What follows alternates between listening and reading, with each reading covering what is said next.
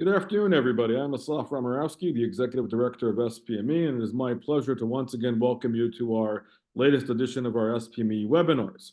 This afternoon, we have the pleasure and opportunity to talk to our friend and colleague, David Bernstein.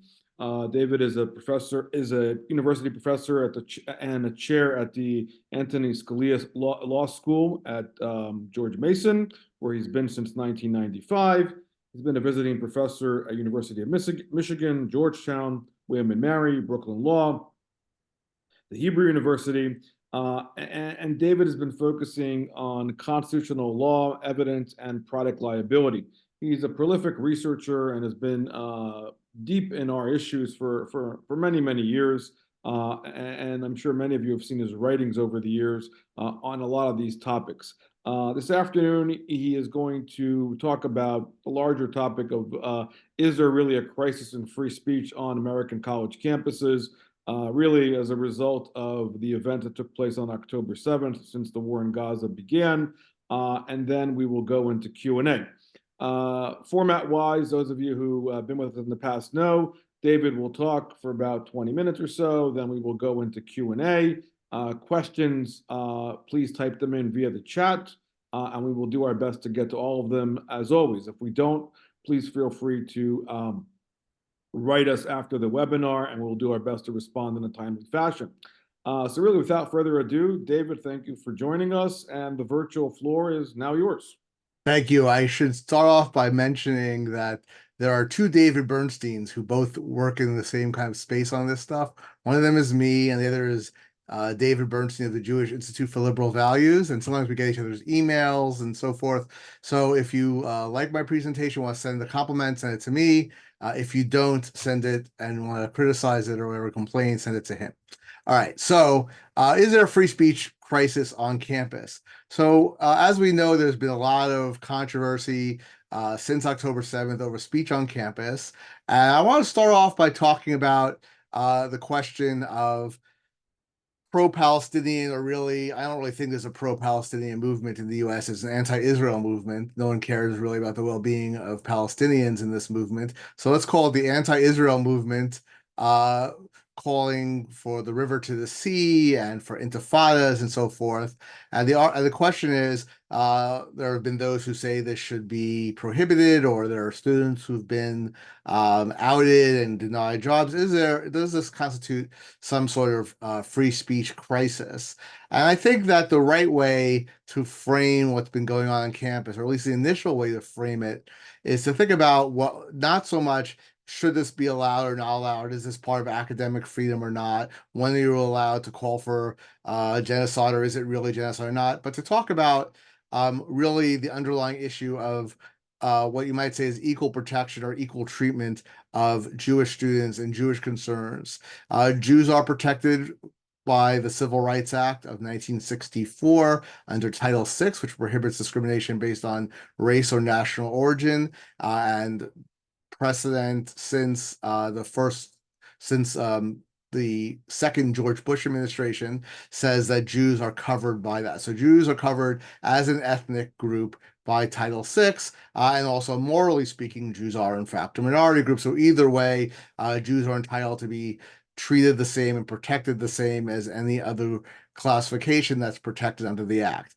But we know that in practice, this doesn't really happen, and that Jews and Jewish concerns are subject to a double standard. There's a very excellent, I should have thought to provide a link. If you could Google it yourself, though, there's a complaint filed against NYU by a law firm, a discrimination lawsuit actually, that talks about how NYU has been applying double standards to concerns from Jewish students compared to concerns from both other student groups on campus, but also just generally how lackadaisical they've been about enforcing their own rules against anti-Israel protests that Jewish students find intimidating. So, there have been death threats, and people have told Jewish students they should be raped and killed, and all sorts of things like that. NYU has been pretty much not doing anything about it. Whereas, for example, if you during COVID had violated a masking rule to the smallest degree, the entire NYU bureaucracy would come down on you. So it's not only how Jews are treated versus how other student groups are treated. It's also how strictly are universities enforcing the rules when other concerns are raised, as opposed to when there's threats and intimidation against Jewish students. So most of you are certainly aware of the testimony that three presidents of elite colleges gave before Congress recently, and that was a very good example in the testimony of university officials basically being asked, are you applying double standards to Jews?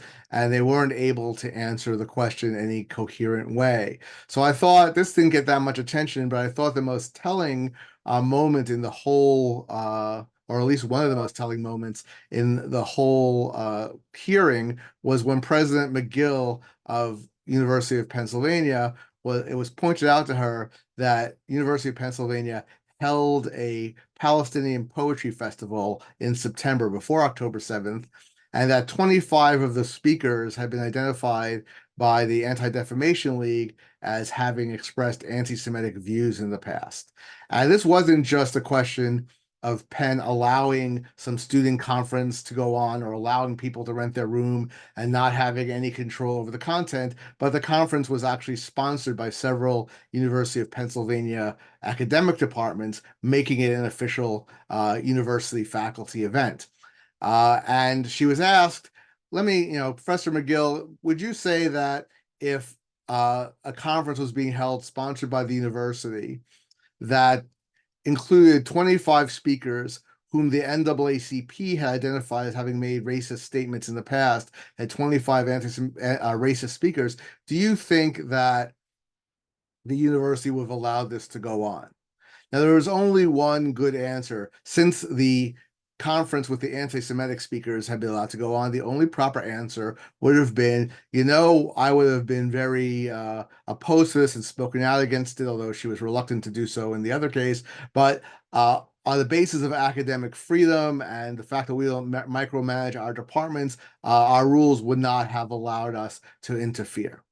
Instead, she said she just gave a vague, well, we would follow our policies and procedures. And the reason she did this is that everyone knows that she could not say publicly in the current environment that she would, in fact, be willing to endorse Penn holding a conference featuring 25 racists, but 25 anti-Semites are apparently okay. So again, this is this differential treatment of Jewish students of anti-Semitism versus other isms, and so forth. Now, each of the presidents had tried to make the case that they have rules about academic freedom and freedom of speech and freedom of expression, but again, there was so much obvious hypocrisy going on. So Harvard's president Gay, she had led the battle as a dean to make Harvard an ideological so-called anti-racist institution, driving out people whose views didn't conform to woke standards, but now she was claiming to be an advocate of freedom of speech. Well, why is freedom of speech only this major value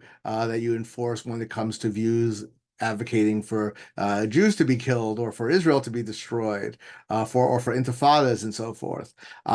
Same issue with MIT's president. MIT infamously had invited a speaker on a prominent scientist on a scientific topic, but he had written an editorial opposing certain kinds of diversity, really racial preference initiatives in scientific institutions and medical institutions, and some faculty and students protested that he shouldn't be allowed to speak. And MIT, instead of saying, oh, well, that's academic freedom, and even if you're offended by this, first of all, it's academic freedom. Second of all, it has nothing to do with the speech he's giving. We're not inviting him to speak about affirmative action, although heterodox views should be welcomed anyway. We're having him speak on a scientific topic, but instead, he was disinvited.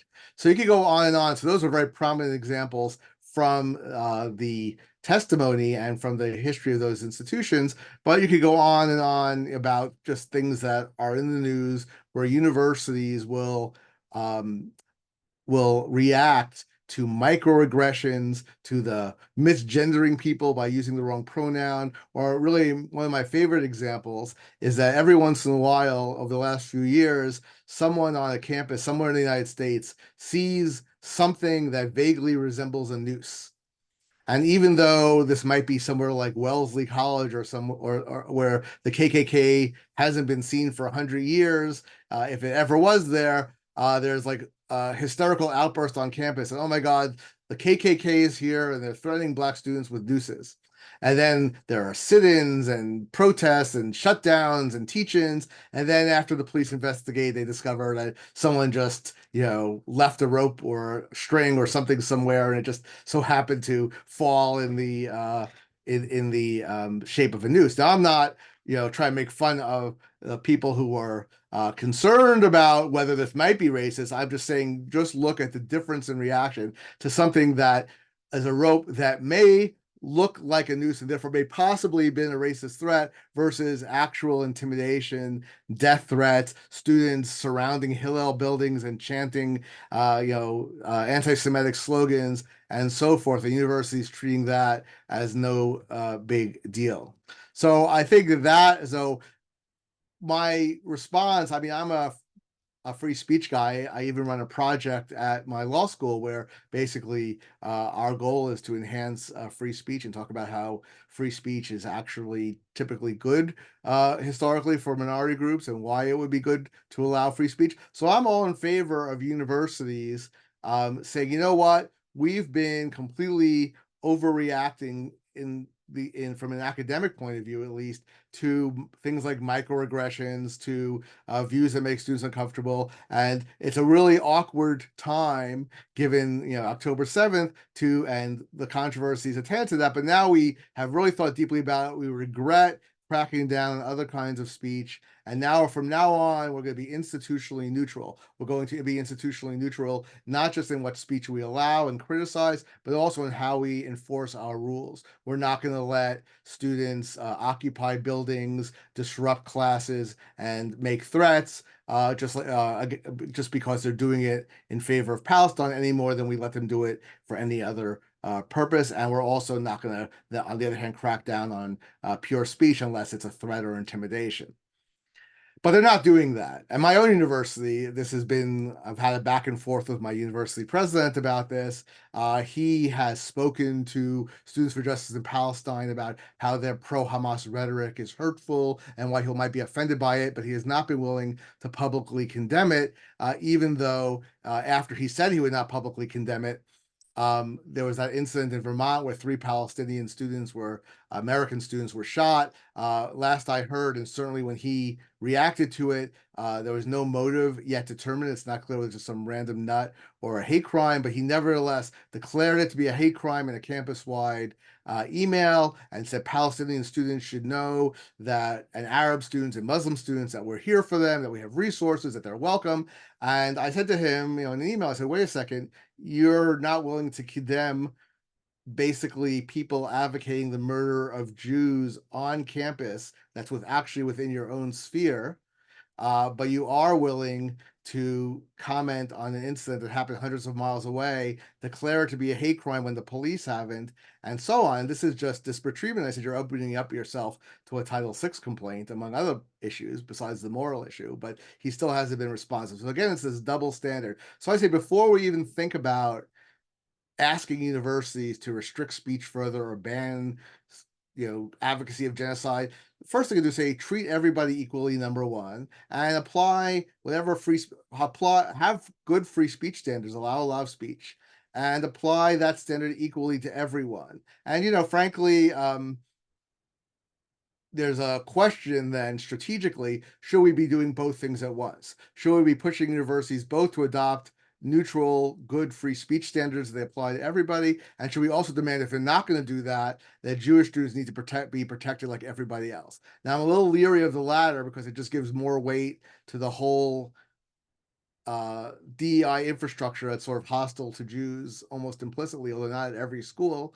But that said, I do think there's something useful about saying whatever the strictest standard you're applying to any group when there's hate speech against them, you have to apply to Jews and to everybody else and to any other protected group. Because I think that if the DEI bureaucracies had to actually apply the standards to Jews that they apply to other groups, that the standards would then fall apart, because the whole underlying ideology is that only certain groups should get protection. Only groups that are considered to be non-white and to be oppressed get protection. And since Jews are put into the white oppressor classification, they don't get protection. Once you have to protect from their point of view the white oppressor, the whole game is lost, and you might as well just actually protect speech. The one other thing I wanted to mention is that much of the controversy over free speech and much of the work that groups like FIRE and other similar organizations do is about protecting faculty and students' speech once they're actually at the institution and once they actually have a job, which is fine, which is important to us academics, that someone's there to protect us. If a student claims, we wrote something on Twitter and they want us to get us fired, of course we want someone to back us if our institution won't. But to a large extent, the bigger problem with freedom of speech on campus and academic freedom on campus is people who never do get the jobs, never get the positions as graduate students, never get hired to be professors, never get tenure, because a lot of departments have been taken over by ideologues who have a political rather than academic focus and want just like-minded people in their department and would not hire someone who has heterodox views, even if those views are entirely mainstream in the American public at large, or even among the student body at large. So one thing that struck me over the years is that there are many prominent Middle Eastern studies departments, like Columbia's, just for example, where they've never had anyone who's the least bit sympathetic to Israel. They've had many people who aren't sympathetic. They've hired former PLO spokespeople and other people with really dubious academic credentials, frankly, in some cases, and they will hire them, but students who then take classes in their department only get that one-sided perspective, are expected to adhere to that one-sided perspective, and you really get the picture if you want a career in Middle Eastern studies that you have to, you could just write about Turkey or Iraq or something, never mention Jews at all, but if you're going to mention Israel in any way, it has to be negative. And you'll see panels at Middle Eastern Studies Associations on, say, BDS. There was a panel a few years back where the question was, should we boycott Israeli universities? And the two perspectives that were presented were, Israel is one of the most terrible countries that's ever existed, and of course we should boycott them. And the countervailing point of view was, Israel is one of the most terrible countries that's ever existed, but we still shouldn't boycott them because of academic freedom.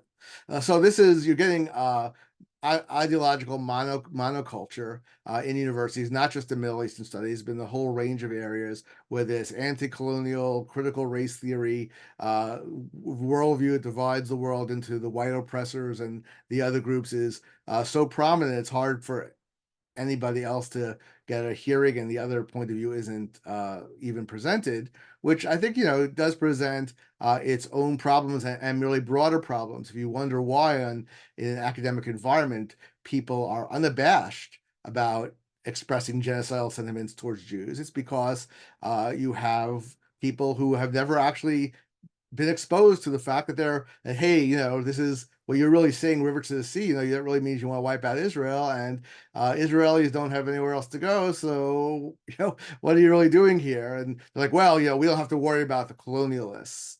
Actually, under international law, under normal human morality, you don't just decide that, we have some historical grievance going back however long, therefore we're going to wipe out all the people who live in that place. They're even if you really hate that place, there are probably other solutions. But really, Israeli Jews have been so dehumanized at these universities because of this ideological construct that isn't challenged, is I think people just sort of cease thinking of them as people, and they cease thinking about the Palestinians as people too, who have agency, who have motivations that might not always be pure. It all comes down to ultimately, we have this perspective that Israelis are colonialists, Palestinians are the oppressed, and under this perspective, nothing that colonialists do could be justified to defend themselves or otherwise because they're the bad guys, and nothing Palestinians do can be judged because who are we to judge the colonized? Or maybe we can't even criticize or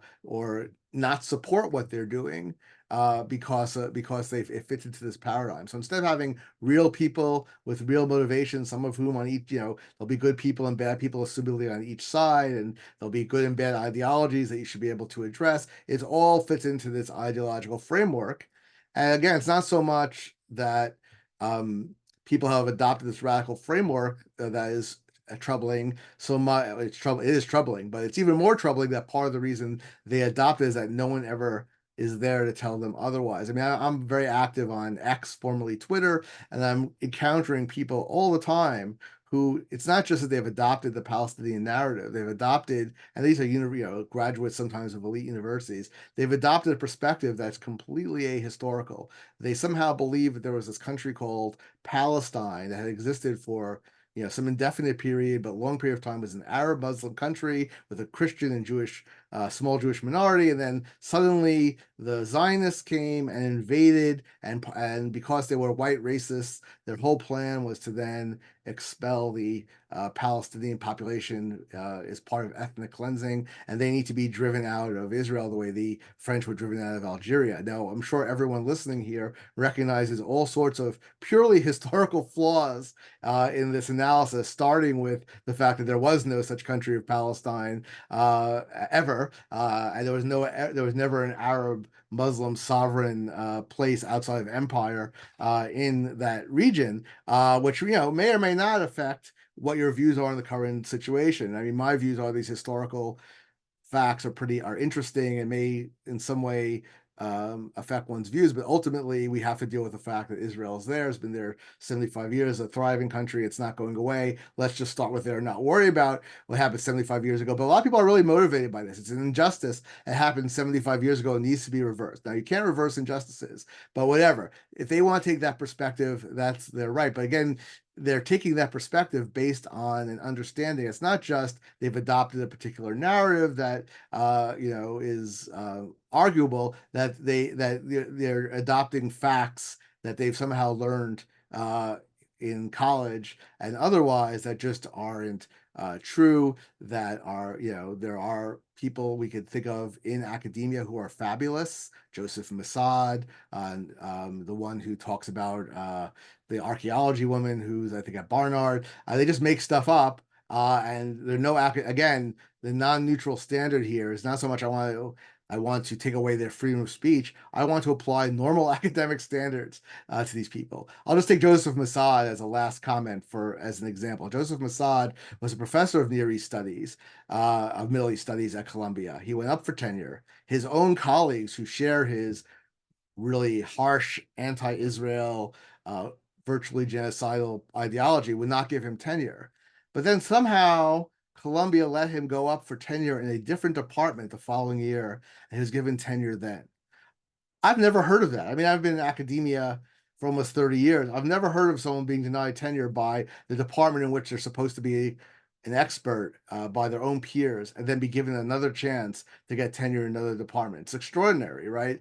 So this is the sort of thing that it's very hard to deal with. Really, the issue of adopting neutral speech rules and treating Jewish students more equally is something that I think can be accomplished with normal leadership. What we really need, though, a lot of these universities is a president and bureaucracy, academic bureaucracy, provost, and so forth, is going to say, you know what, there are some departments here that are not treating academic candidates fairly, that are being more political and ideological and academic, and don't meet our underlying high standards. And from now on, they don't get, at the word, at a maximum, you could shut them down completely, right? To say we're not having this department anymore. But that would be so controversial. At a minimum, you could say they don't get to do their own hiring anymore. We're going to monitor the hiring, and we're going to make sure that people with heterodox views aren't being kept out. And we'll even encourage people with heterodox views because this department needs them. And if the people in the department don't like it, tough. Basically, they could leave. And I haven't seen any university president, certainly not any of the private universities, being willing to do that yet. But who knows? We could at least hope. Anyway, thank you for listening. Happy to take questions.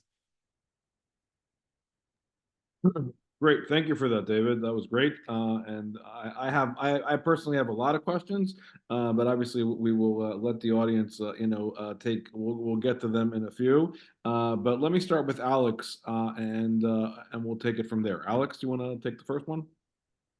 Sure. So here I am. So thanks very much for your presentation, which covered a lot of ground. As a non-lawyer, well, Twitter lawyer, that's my qualification, obviously, like most people these days. I have lots of questions. I guess the first thing is I'll just make I'll say the standard statement that if it weren't for double standards, universities would have no standards at all. And this has been the case for obviously a very long time. But I want to ask about administrative statements from administrations, which is really the thing that got all of these administrations in such hot water and got the ball rolling towards an astonishing kind of Bud Light level reputational damage, particularly for elite institutions. So you had a kind of softball leading non-question pitched by Congresswoman Stefanik, I think, to these three completely hapless university presidents who were supposed to represent the best of the best. The law professor kind of fumbled it and she apologized. The Harvard lady, who turns out to be a massively underqualified plagiarist, stepped in it, and the MIT president kind of shut up. But should universities be in the business of making statements condemning this, that, and the other thing in the first place? Climate change, George Floyd, insults to people's pronouns and sexualities and so on, or is this the top of the slippery slope that has led to their demise? The basic answer is, and this is not really a legal answer because they're allowed to say whatever they want, but from a policy answer, no, absolutely not. University presidents, as a rule, should not be commenting on world events. The idea, I'm not sure exactly when this took place, but the idea that's taken root over the last few decades is that somehow universities need not to just be academic leaders, but moral leaders. And therefore they need to take a lead in society in condemning this and that, or praising this and that. And, they're not no one appointed them to be moral leaders. They're appointed to run a university. They're really basically CEOs of large educational corporations. That's what we're really looking for, someone who knows how to raise money and collect revenue and manage, not no one's claiming that they're moral leadership. And really, and this is a little bit more controversial here, given the lies, circumlocutions, prevarications, over things one needs to overlook that are clearly wrong, that one needs to do to become a university president or rise up in university bureaucracies in general, these are not going to be moral leaders. They're going to be cowards who go along to get along. So the idea that, whatever you think about affirmative action, for example, whether you're for it or against it or in the middle, there's no question that for the last 45 years before the recent Supreme Court opinion, universities have been lying through their teeth about what they're doing. So you have to be willing to lie about things that are right in front of you, just to take one example. So these are not going to be people I want to rely on for moral guidance. But from a academic perspective, once university presidents take some position, then they're putting the university on one side of something. And as a rule, there's no reason that university should be doing that and saying, here's what I think on behalf of the university. No, I'm a faculty member. No one appointed my president or provost to be my representative on such issues. I don't want them to represent me on these issues. The exception I would make, or two possible exceptions I'd make, is if something is directly going on campus, that is morally troubling. You could still have a policy that, that we deal with problems through our disciplinary system and we don't comment, but at least one can understand why a university president might feel obligated to say something if the issue is going on their university. The second thing is if there's something out there that directly affects university life in general, directly affects it. For example, if you were a Nazi president, a president of a university in Nazi Germany, and you saw the other universities being taken over by Nazis, it would certainly be appropriate at that point to make your stand and say, I'm not going to, the Nazis could fire me or arrest me, but I'm not going to let my university be taken over by these thugs, right? That would be fine. But other than those two relatively exceptional circumstances, I don't think we need university presidents weighing in on George Floyd or climate change or Israel, Gaza for that matter. But if they are going to weigh in on Ukraine or 9/11 type incidents, then Jewish and other constituencies who care about Israel have every right to say, well, why are you weighing in on that? But when something that affects us is in the news, you suddenly grow silent. So let me just follow this up with a question, with another question, and that has to do with departmental statements, which have proliferated since October 7th, condemning Israel's genocide in Gaza and so on. And also now, in the last couple of weeks, the proliferation of individual of associations of faculty at individual institutions, Faculty for Justice in Palestine, pledged to support SJPs in their crusades for not only free speech, but against Israel in general. Do these kinds of things, how do these things work legally in terms of A, free speech, and B, administratively within an institution?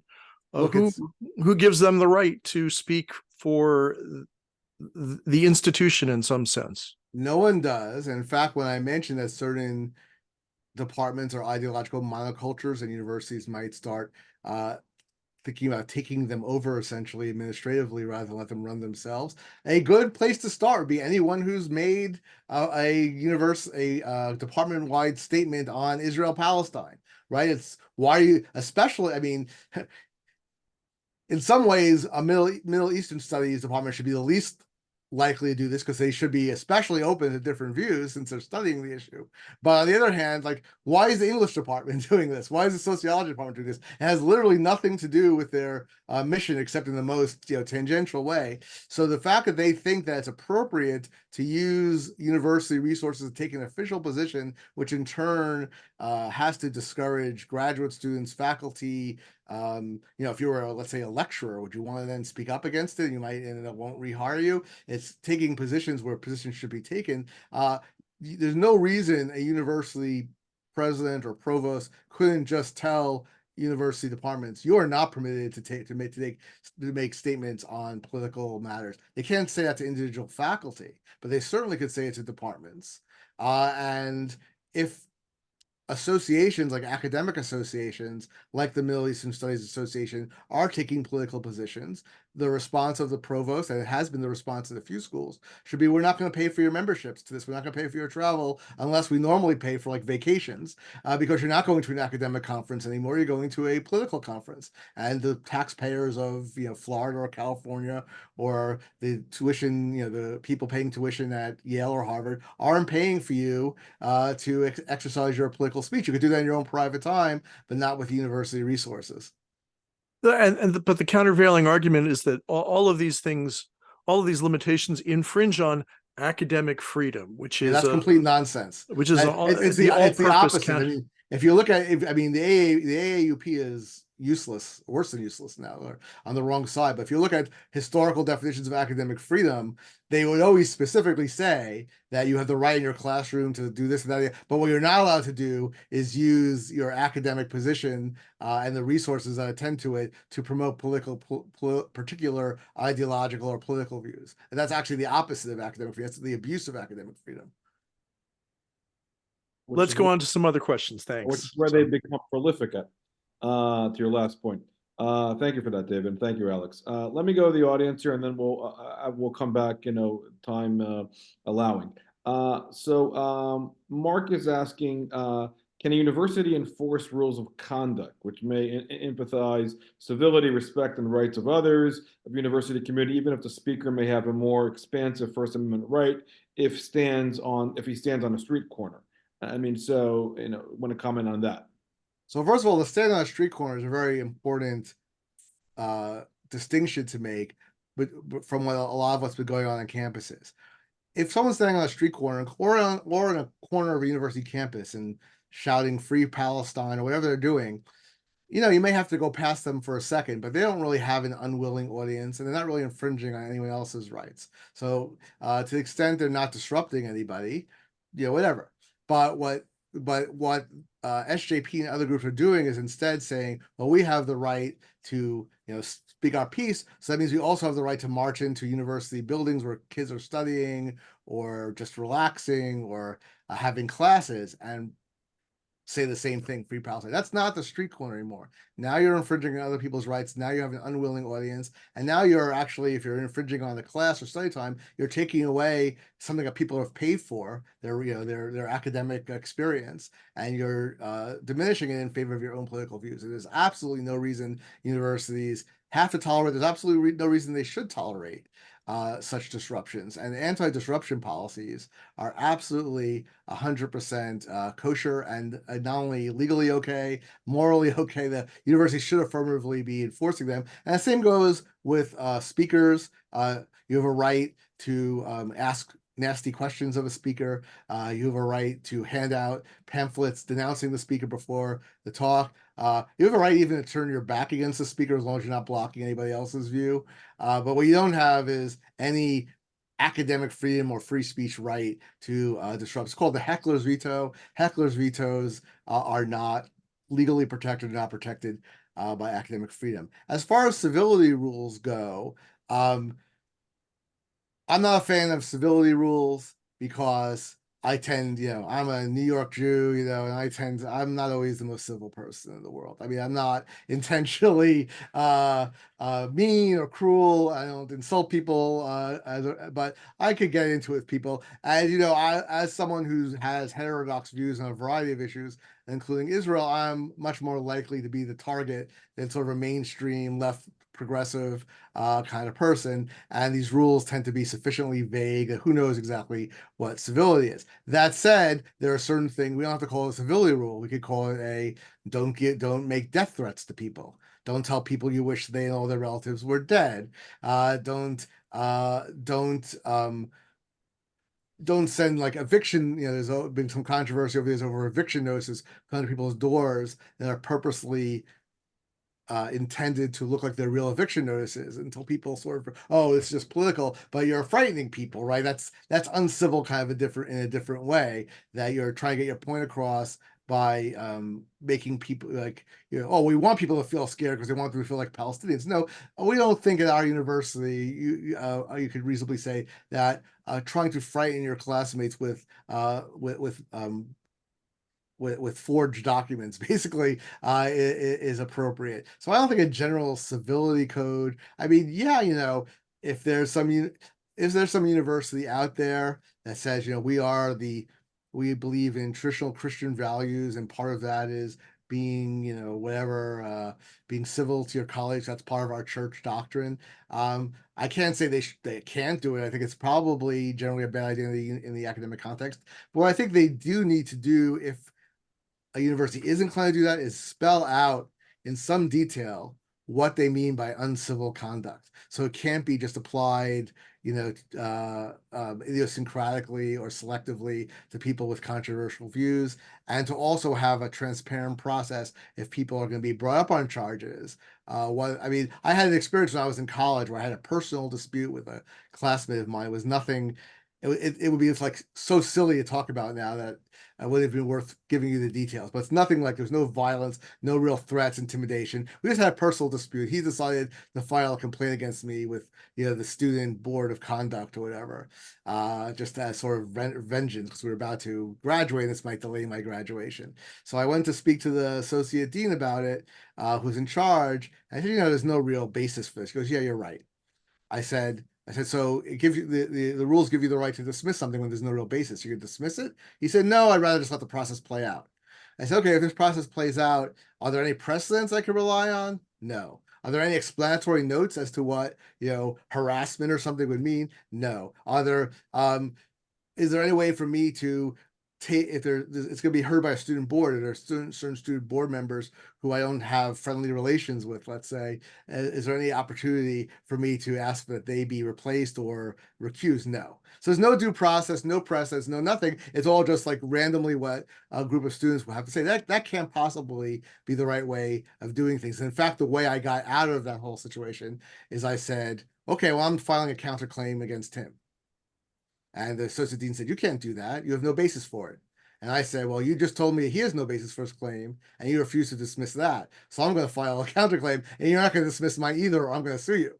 And then he persuaded the other student to drop the claim. That just shows it was just a whole kangaroo process. So one problem with all university rules is it tends to be a complete kangaroo process where you can easily just target someone. So you want sort of, you want rules. I think for some things, it's even worth just warning the students, right? You tell them, don't do that. Like in my university, we have a law in Virginia that says you're not allowed to wear masks at rallies. That has not been enforced. I understand the university president is now going to, because apparently the local prosecutor says I won't prosecute anybody. So they're afraid they'll get civil rights complaints if they enforce it. So the president apparently is going to make this part of university rules.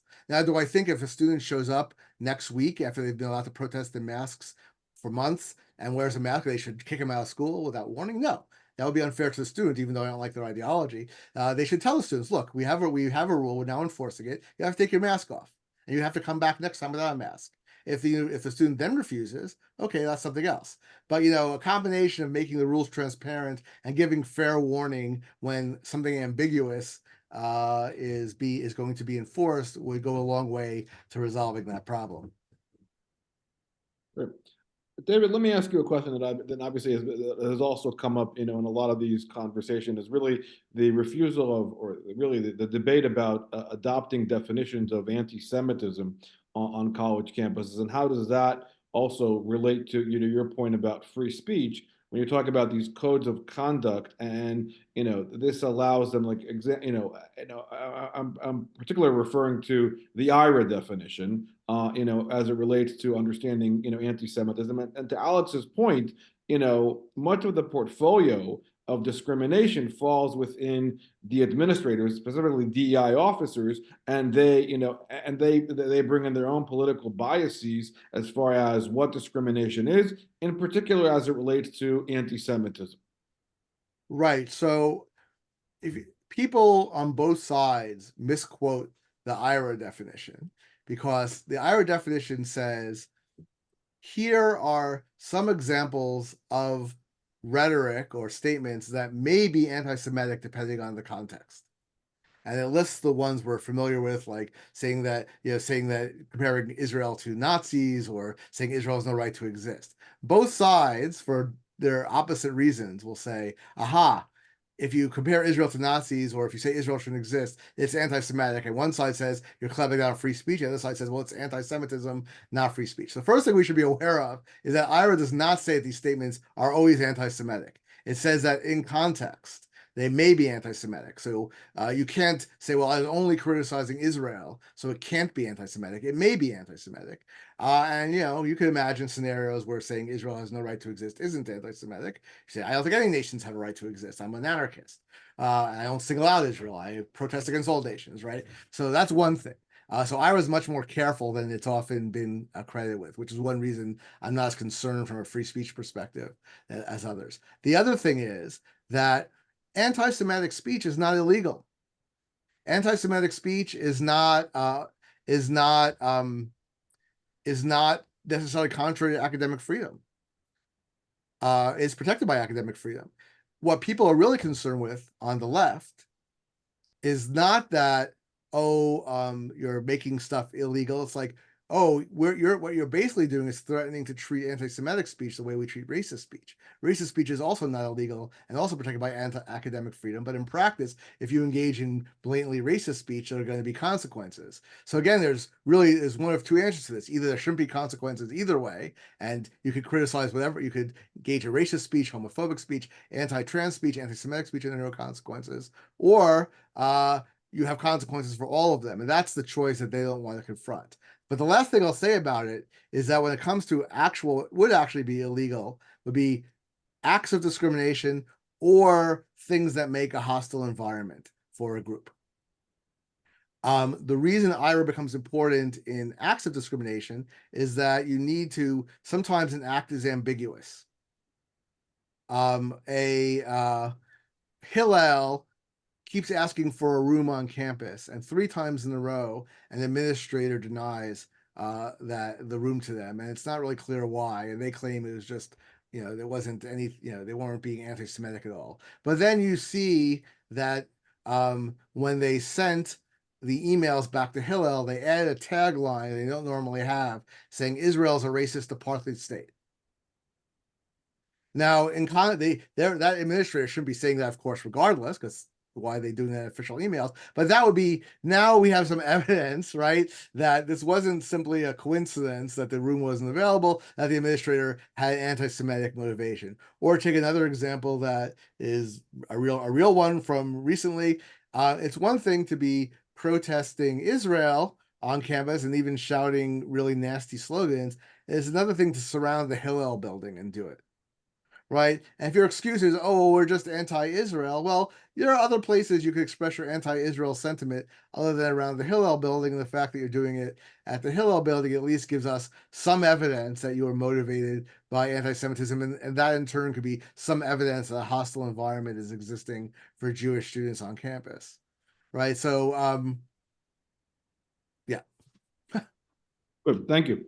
So as a follow-up to that, one of our members in the audience is asking, so really, what kind of legal recourse do parents, students, and alums have to stop infringement of Title VI against Jews?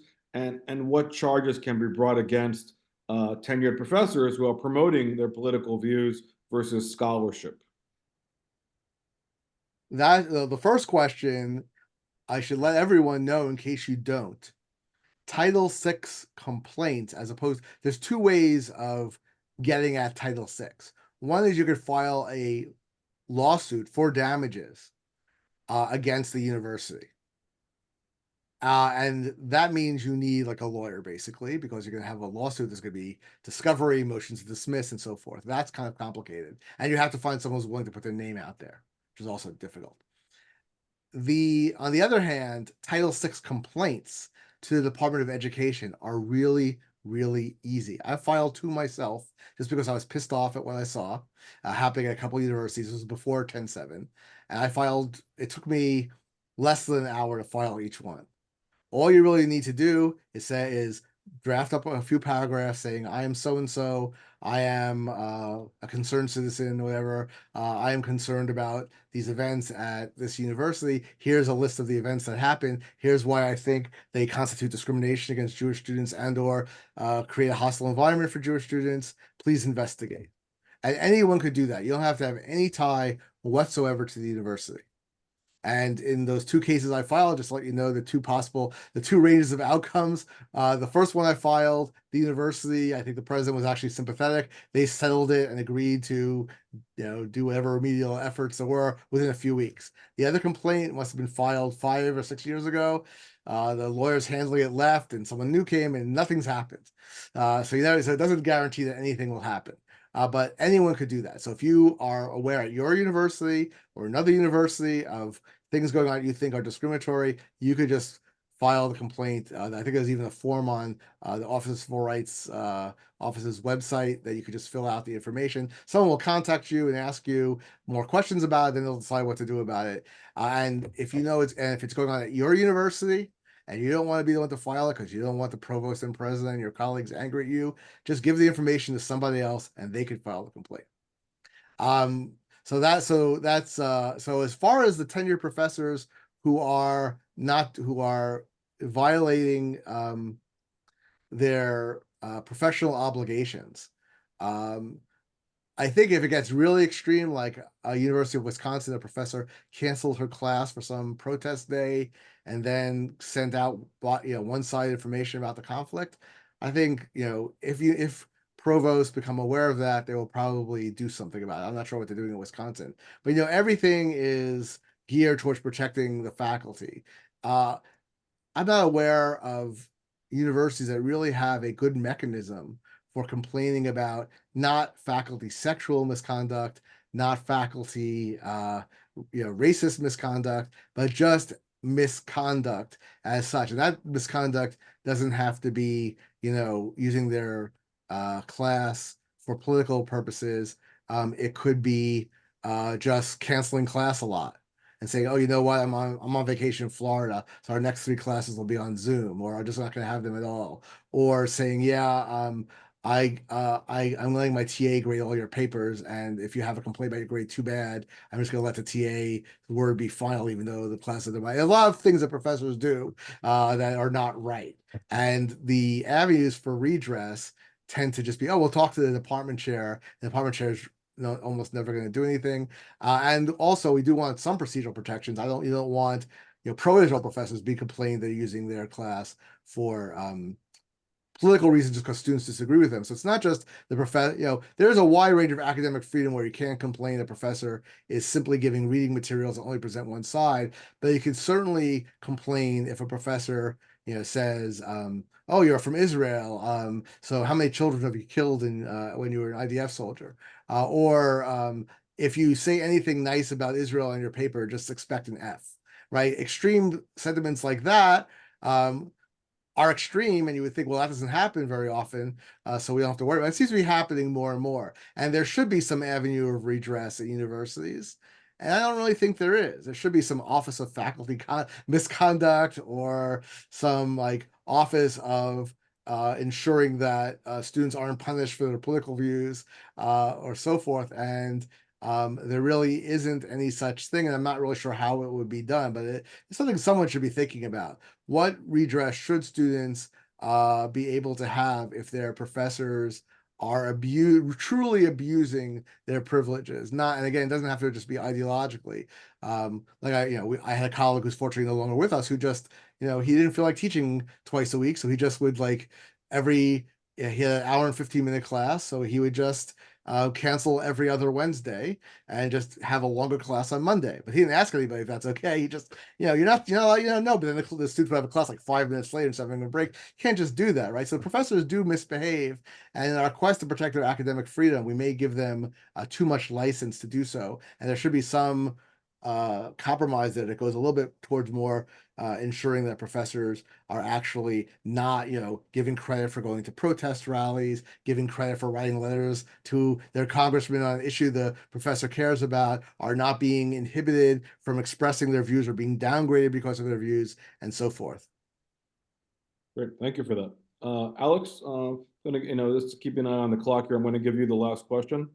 Right. Well, I mean, just pursuant to your last comment, anybody who has been exposed in a serious way to a university in the last 20 years that knows that provosts protect faculty members and that DEI offices protect student miscreants, and that the process is in all cases, short of sexual abuse, slow rolled to the point where it is part of the abuse.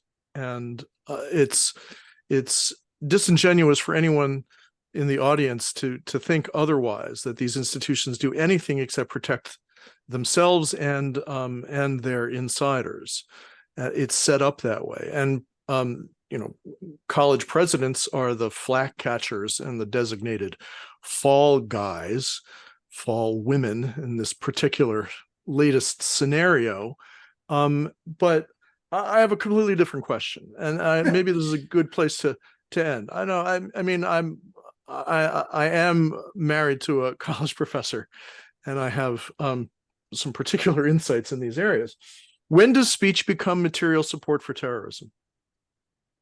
That is a very good question. By the way, I agree with what you just said about universities, and I think that because universities have not been properly governing themselves, I am less concerned than some others about state legislatures at state universities at least dipping their toes into trying to discipline the universities a little bit, because I think universities have been abusing. But on the material support for terrorism, that is a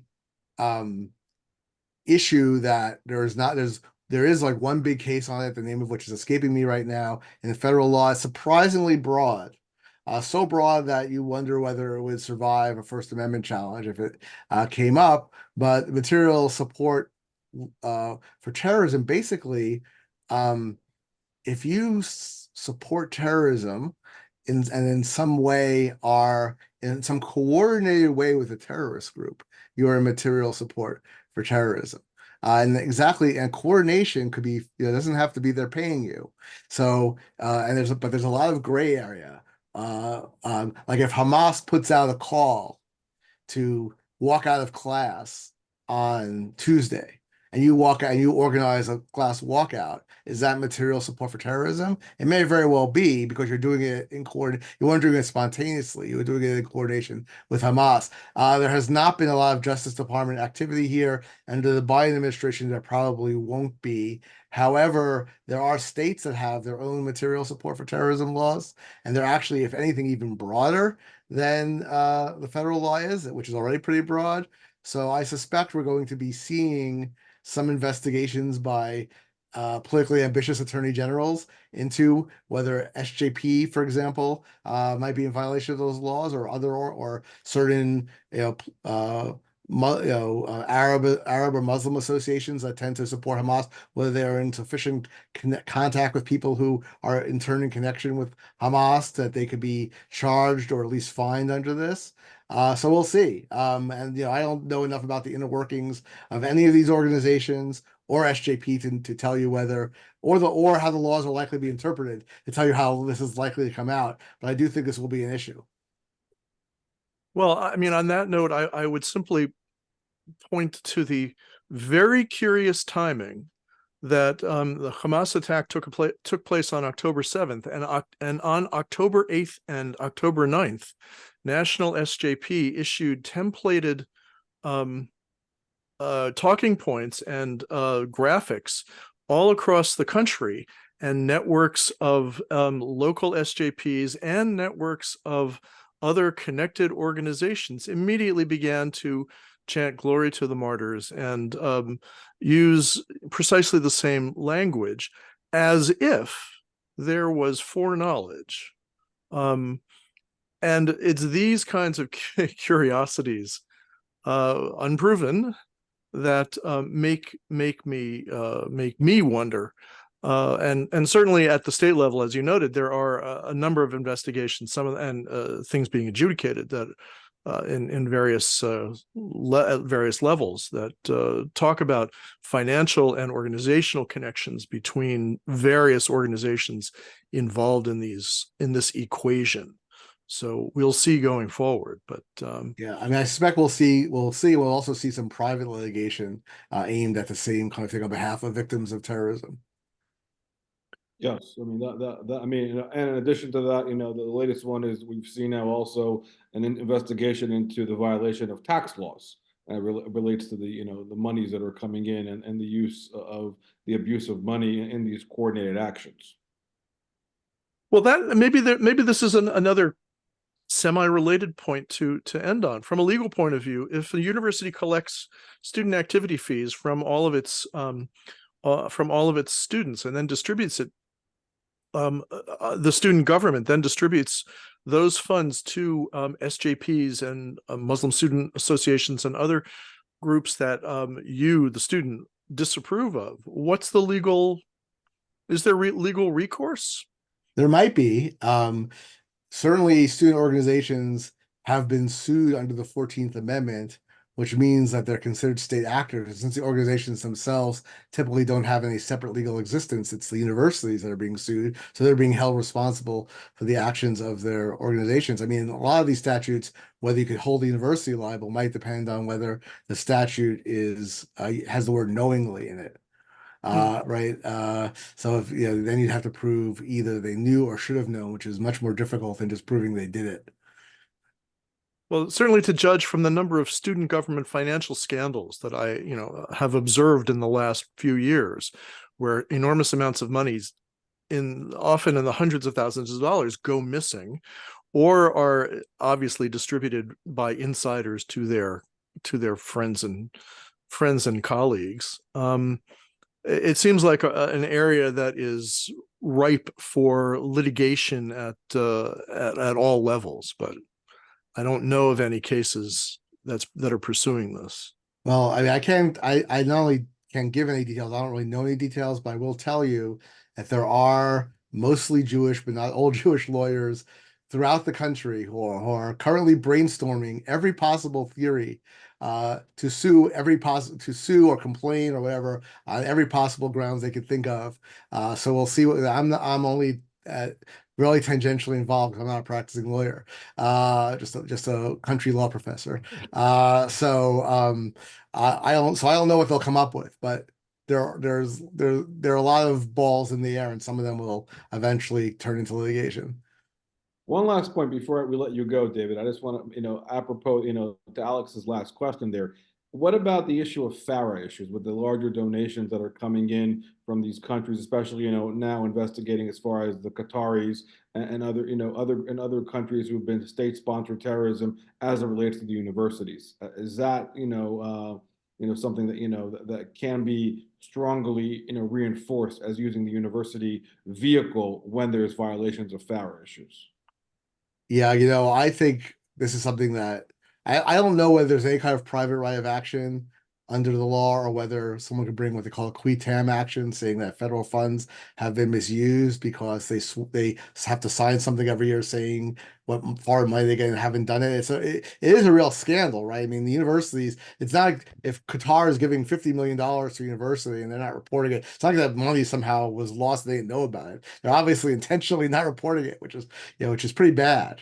But I don't know what exactly the legal remedies are. And again, I think it's the kind of thing that the Biden administration, since university faculties and students are a core part of their support, isn't especially interested in going after, but a future Republican administration might.